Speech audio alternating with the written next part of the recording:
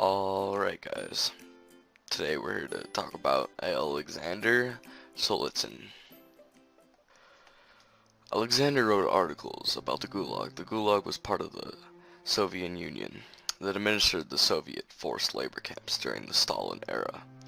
He was born in Russia in 1918, and his father died before he was born in World War I.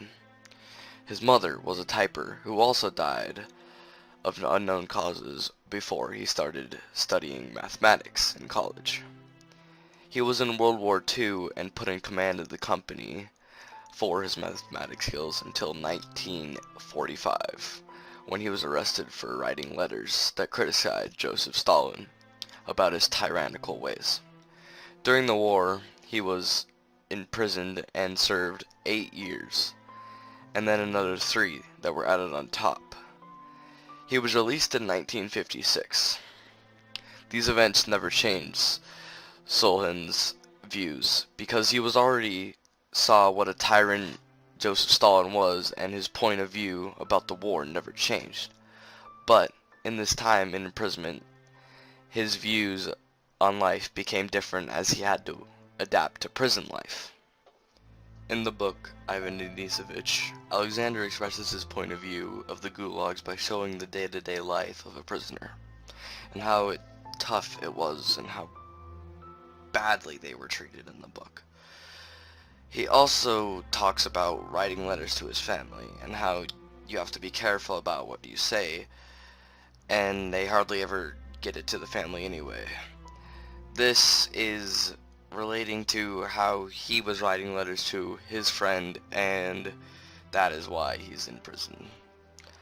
He also explains his prison views and how he learned to be smart, keep your head down and do what you're told. In the novel, Zhukov knows how many tricks, such as hiding the bread in his bed and the spoon in his boot and the needle in his hat, to survive and make camp life easier. Alexander also wrote about, in One Day of the Life of Ivan Denisovich, the struggle for human dignity. The Stalinist labor camp in which Zhukov is in prison is designed to attack its prisoners physically and spiritually. Living conditions are nearly intolerable. Mattresses do not have sheets. Prisoners eat only 200 grams of bread per meal, and guards force prisoners to undress for body searches at temperatures of 40 below zero.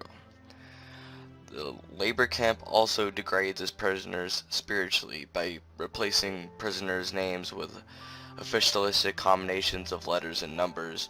The camp erases all traces of individuality. For example, the guards refer to Zhukov as 854. This elimination of names represents the bureaucracy destruction of individual personalities. Zhukov, however, does not passively accept this attempt to dehumanize him. However, he shows that the way to maintain human dignity is not through outward rebellion, but through developing a personal belief system.